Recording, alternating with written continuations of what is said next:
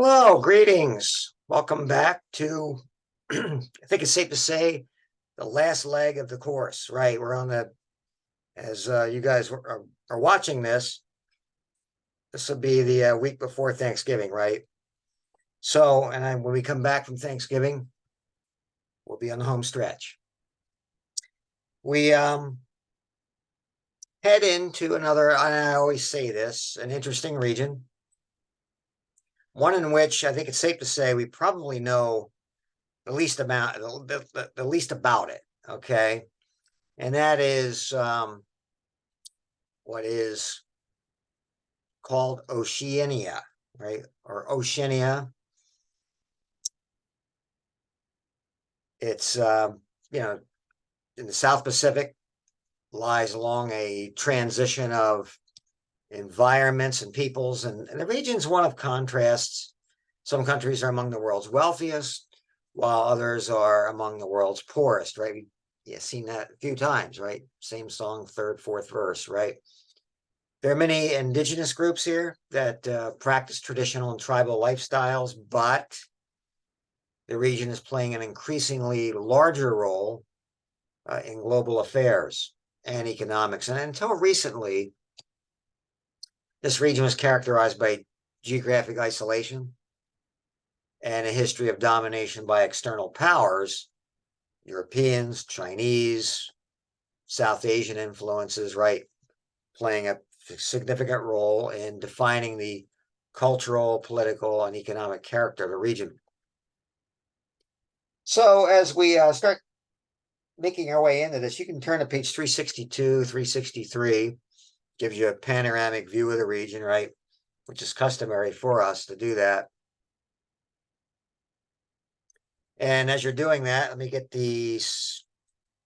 share the screens with you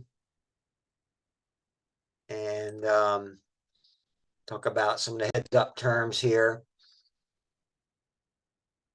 I'm going to add a couple of terms here. The Great Dividing Range, I don't have up there. The Great Dividing Range is a mountain range that goes along the eastern, not quite to the east coast, but straddles the coast, not right up against it. The Great Dividing Range, the Aborigines, the indigenous peoples of Australia before you were the Europeans. Same thing with the Maoris, all right? The indigenous peoples of New Zealand. White Australian policy was basically immigration policy, right? To keep non-white, and non-English speakers out of Australia. Oceania is the overall region, but it's also looked at as the South Pacific Islands too, even though it includes Australia, New Zealand, and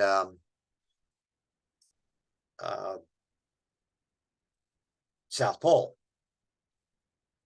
And then maximum sustainable yield. I'm going to include that in there. I'm going to talk about that a little bit. That's basically, if you're going to fish, don't overfish. If you're going to cut down trees, don't cut down so many that we'll never be able to get to the baseline of where we're at, when we started fishing or cutting down trees. Australia, integrated. Looking at the notes here, Australia is integrated into the global economy. In fact, it's one of the world's wealthiest nations. And kind of an FYI here,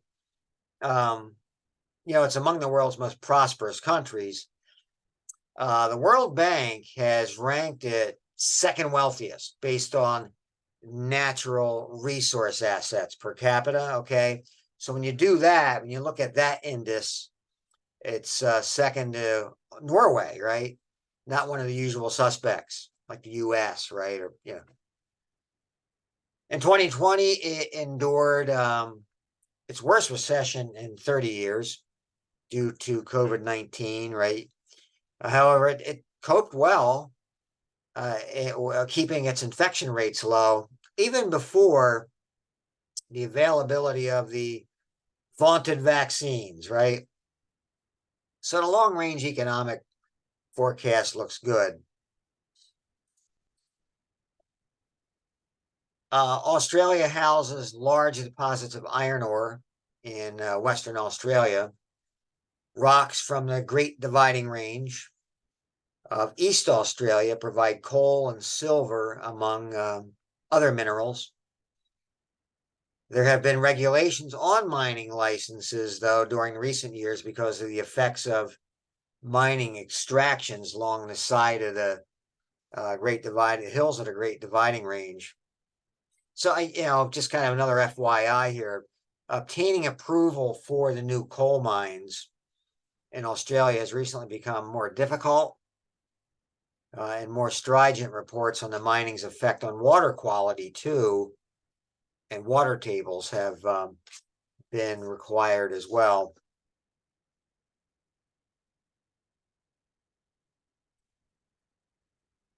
Turn to, well, actually, let's turn to page 378, right? 378 gives us an inset map of Australia and where I want to go next, New Zealand.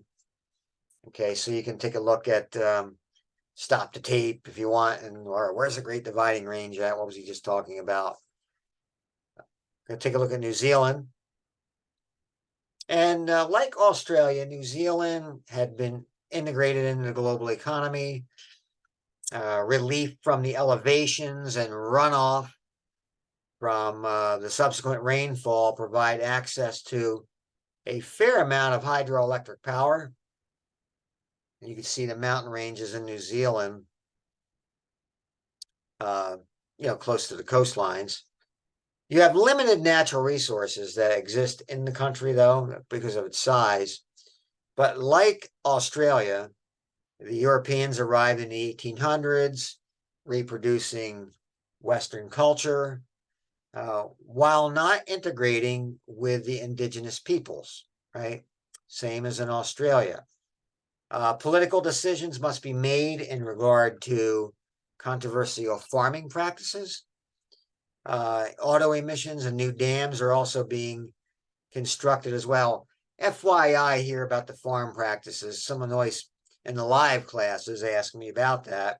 So I'm assuming some folks would have questions about that here too. They're talking basically about cow induction, inducing cows.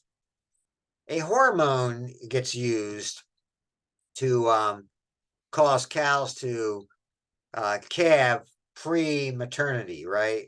Or prematurely. And so it's, raising concerns.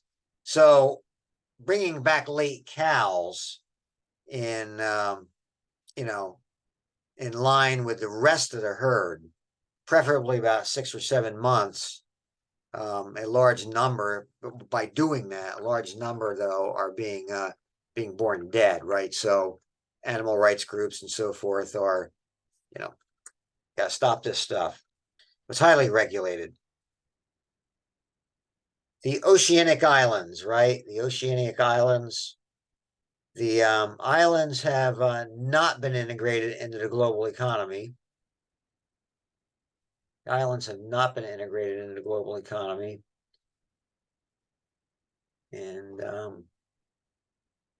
let me just, oops, I'm gonna try something here. Straighten this out.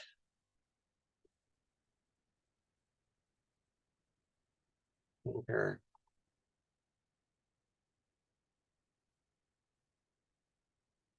No, it's not worth it.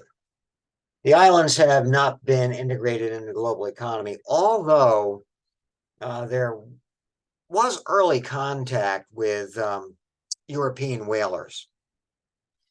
And economically, it is dependent. It's dependent on early and external aid from primarily Europe. And nevertheless, it's not without its precious metals and minerals such as copper deposits. There's nickel and nickel ore in New Caledonia. You have rainforests on some of the larger islands. Contact with the Europeans in the 1800s, although the Europeans did not engage with the islanders. Let's take a look at Antarctica, and you can turn to page 390 and take a look at capsule view of that continent. Basically a scientific research laboratory, okay? Transantarctic mountains are rich in mineral resources. Many countries actually claim segments of the continent.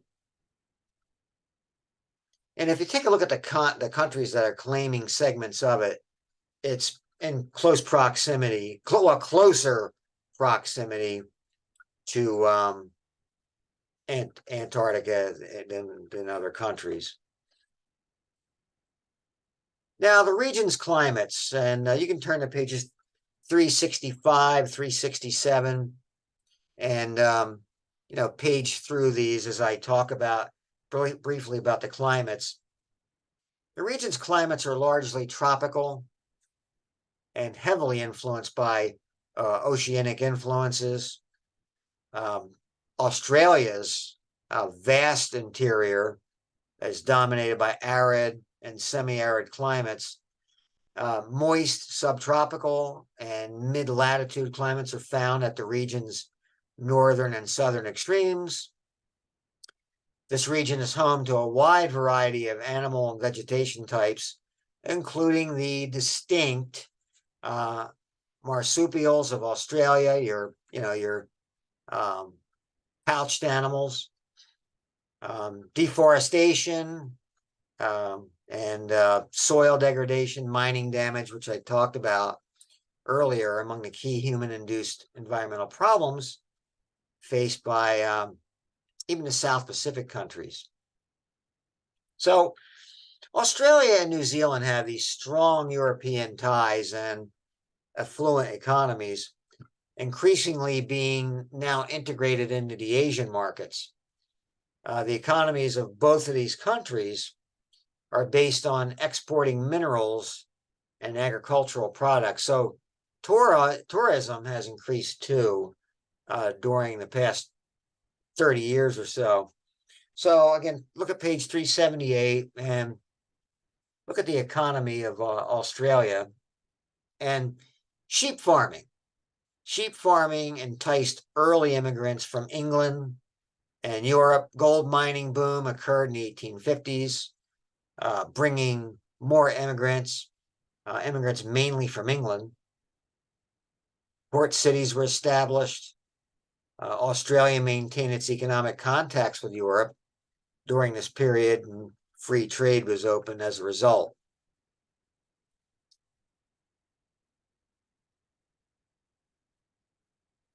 Just kind of an FYI on that too, and keep your maps there on page 378.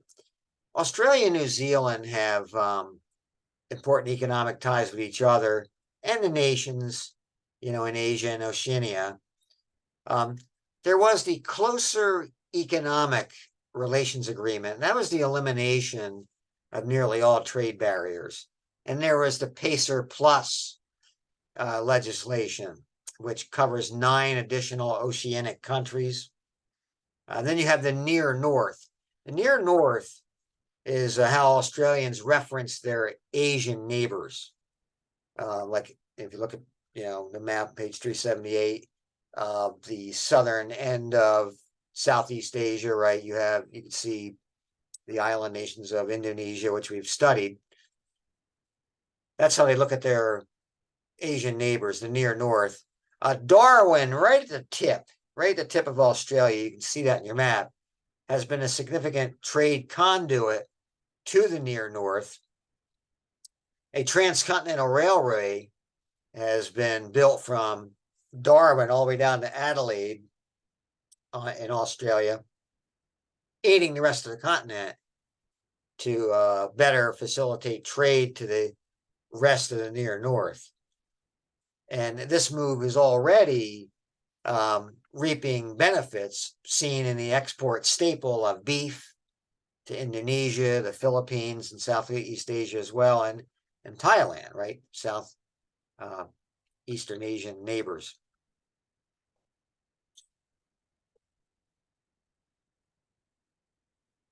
Australia's culture. The Aborigines were already on the continent when the Europeans arrived. The Aborigines were your nomad hunters. The Dutch arrived in Australia in the 1600s. Then the Brits. The Brits were looking to set up a penal settlement for impoverished British people who could not pay off their debts back home. We're talking late 1700s here. Interesting FYI there. An interesting thing happened on the way to this. The penal colony was in Georgia, right? Was in Georgia here in the States, but the Revolutionary War happened, right? And the British were kicked out. So they had to find a new penal settlement. The Aussies paid little attention to the Aborigines. Today, the Aborigine population comprises about 2% of the continent. On page 387, there is a picture of a Aborigine lady. And just FYI here on the Aborigines, they couldn't vote in Australia until 1962 and were not a part of the census until 1967. And not unlike Native Americans here, they are prone to alcoholism, 6 times more prone to crime than whites, and 10 times more likely to be incarcerated. The government is working on improving the justice system. British colonizers placed them on special reservations.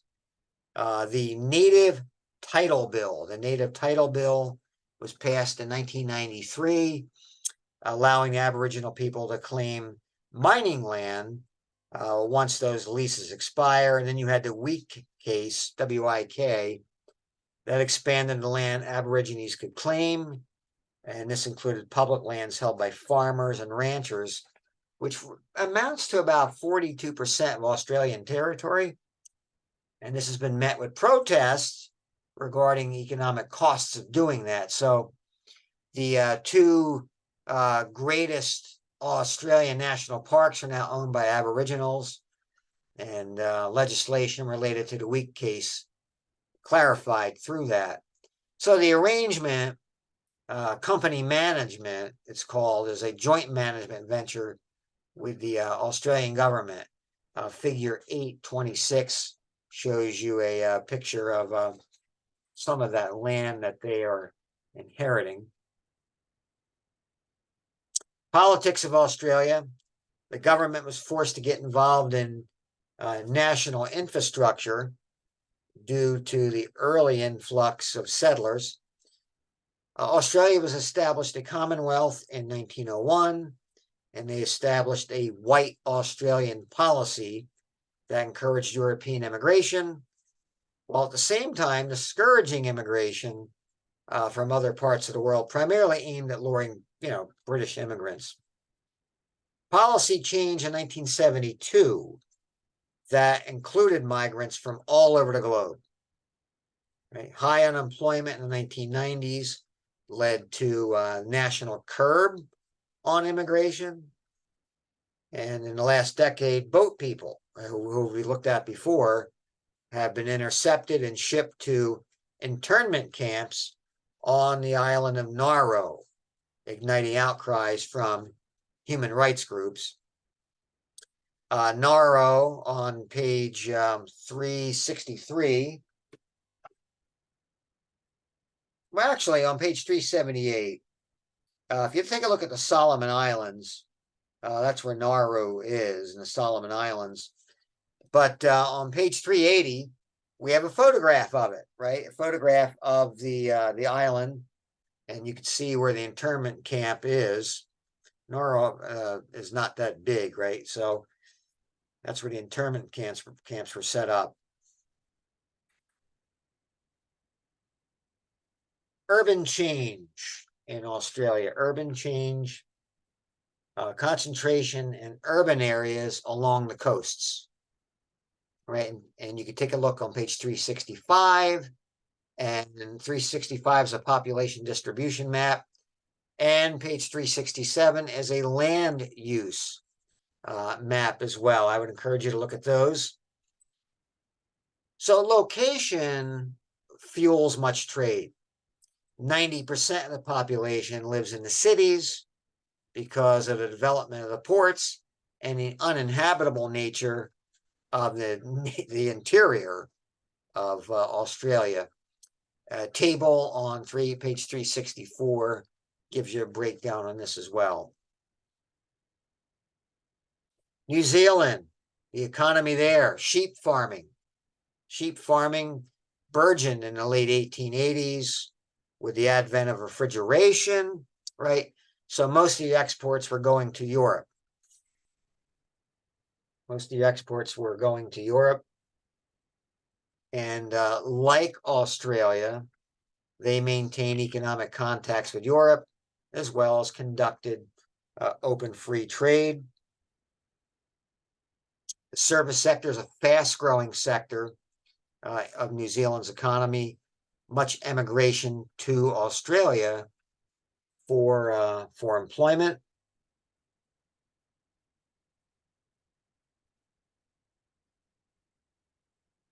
Let's say this too. The country's economy, New Zealand, is more agricultural than Australia's. It exports dairy products, meat, and timber. It's also become a significant tourist attraction, accounting for about 6% of the nation's economy.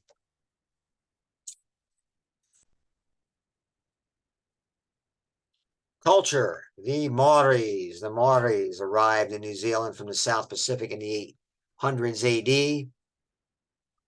They resisted British missionaries. The Brits encouraged emigration of British farmers onto New Zealand. But unlike the Australians, unlike the Aussies, toward the Aborigines, they respected, the New Zealanders respected Maori land ownership. So more immigrants due to an 1860 gold rush on New Zealand.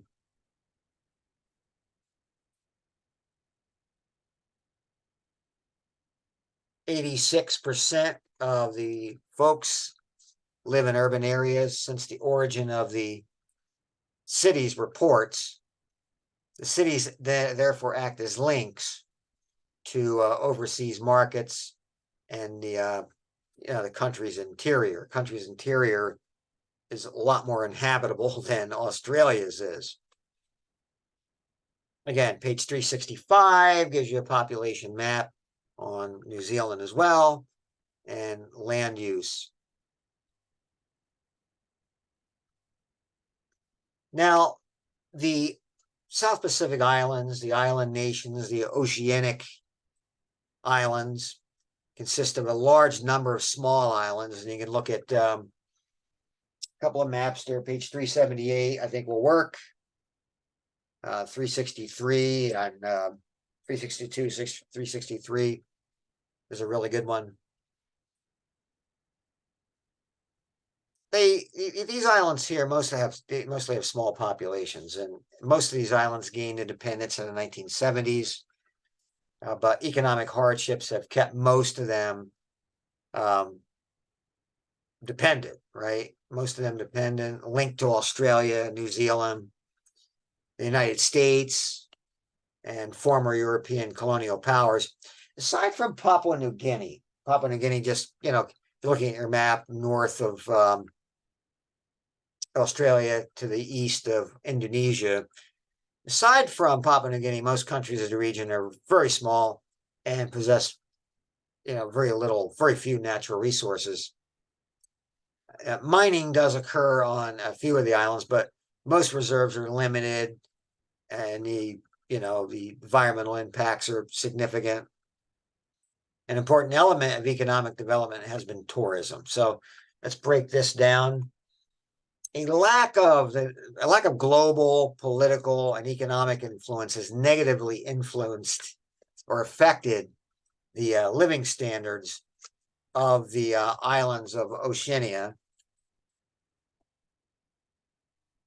Tourism has provided the greatest potential for the island countries to improve their quality of life.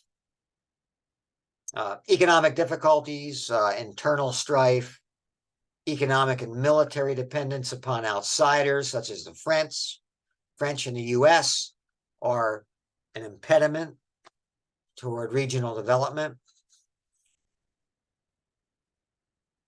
You know, FYI here, only, I'd say only Palau would be considered an MDC, you know, mostly developed country. Being these guys aren't landlocked, right? These are sea locked. So being sea locked is part of the problem because there's not much on resources with small populations and you're hundreds of thousand miles away from markets, right? So again, aside from Papua New Guinea, the other Pacific countries have to import much more than they export. Thus, you get these huge trade deficits. And again, there's mining on some of the islands, but not much. Some of the islands are participating in shadowy activities regarding the information revolution. You know, so, you know, Nauru, that island I just showed you, that's been resorting to money laundering via shell banks and, you know, so a lot of corruption on, you know, emanating in these, on these islands. But the growth of tourism, as I said, the largest industry in Oceania. And just an FYI here too, on your map, you can see on page 378 at the very top right-hand corner, Kiribati. Kiribati and Samoa. They've actually shifted, the international date line goes through there, and they've shifted the date line eastward about 2,000 miles. Each desired to be on the same workday with Australia, right? Which is huge, right, to their economies. Same thing with Tahiti and Fiji up in that area. But these are prime destinations for beach and resort vacations.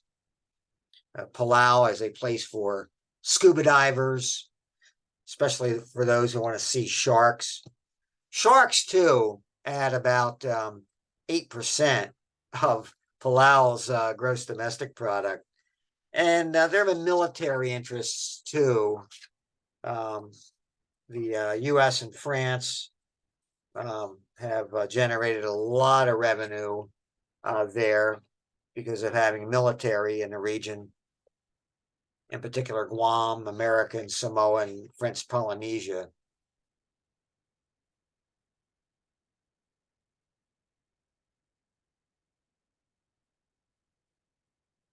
So economic difficulties, you have that, and there are, you know, few natural resources there. Like I said, for the exception of copper and gold and Papua New Guinea, the nickel in Caledonia, and or the phosphate in Nauru.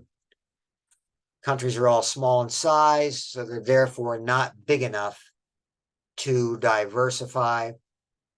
There's been a large-scale cutting of timber, expenses of maximum sustainable yield of fish life, and a depletion of resources. Phosphate in Nauru would be a primary example of that. And lastly, Antarctica. Although Antarctica is included in the chapter, its lack of a permanent population and vast frozen expanse make its exclusion in any world region somewhat problematic. So countries and commercial cruise ships with tourists to the continent, while others, the United States included, reserve the right to make future claims. There were regulations in 1982 to curb commercial fishing. You have commercial cruise ships that take tourists to the continent. At present, there are actually no treaties regulating tourism.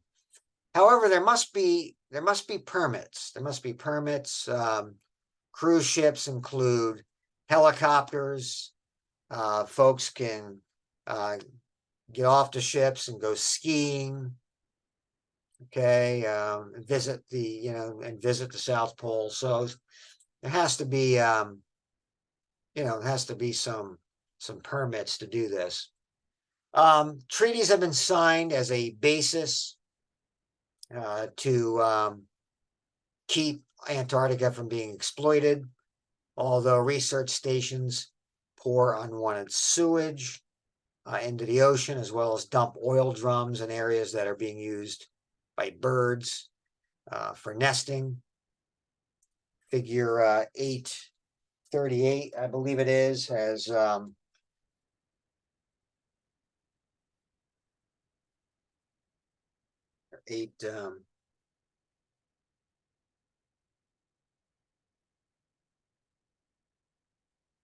834 has a visual there of a cruise ship and some scientific researchers. And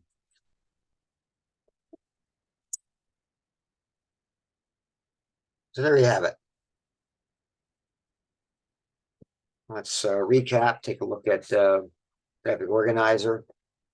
Today we looked at Australia, one of the world's wealthiest nations, minerals among the Great Dividing Range, did not engage with the indigenous Aborigines. 90% of today's population live in urban areas. They've developed the development of ports as a result. Interior of country is also uninhabitable. So that's another reason why the population is on the coasts. The economy, sheep farming, early immigrants from England maintain their economic contact with Europe, open up free trade. Culture, the Aborigines were the indigenous peoples, 2% of the population today. The Dutch arrived with the British, set up a penal colony for jailed debtors because they were kicked out of Georgia, right? After the Americans defeated them in the American Revolution. It's like, get out of town, British. Politics, Commonwealth, 1901, becomes a Commonwealth of Britain. The White Australian policy to encourage immigration from England and Europe, and then later on to stop the influx of people of color from the Oceanic countries. Right, policy was lifted in 1972 and then curbed again in the 1990s. New Zealand integrated into the world economy. Europeans arrived 1800s. No integration with the indigenous peoples. Sheep farmers in the 1880s economically. Exports to Europe, free open trade, growing service sector. Culturally, the Maoris arrived earlier, 800s. British farmers emigrate. The Maoris' land is respected. Different from the Aborigines, right, in Australia. 1860s, another influx of immigrants into New Zealand because of the gold rush. They gained their autonomy from Britain in 1907, and the Maoris were integrated into the culture. Antarctica, science research lab, rich in mineral resources. Many countries claim segments. Commercial cruise ships are sent with tourists. No regulations on tourism. Treaties keep Antarctica from exploitation. So what is coming up in, whoa, we don't want to do that one. What is coming up in the near future here? And let me see. Here we go. Here we go. All right. Videos. I have a video tourism in Papua New Guinea and Fiji, islands and life. Reading, we have foreign militaries in Oceania, a mixed blessing. That is on pages, we have to write the page numbers down. I think it is page 382 and 383. And then Thursday night, right, in the news, right, and your discussion posts on the weekend. And then Monday, we will quiz. Paper is due on Monday, as you guys are watching this on November 20th.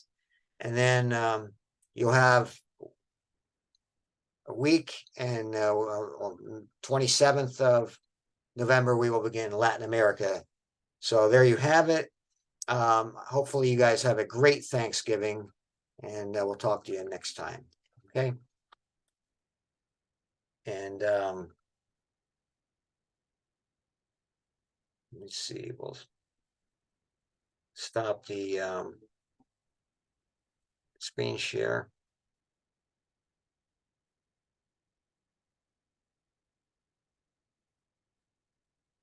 There we go. All right. You guys have a great Thanksgiving. Bye-bye.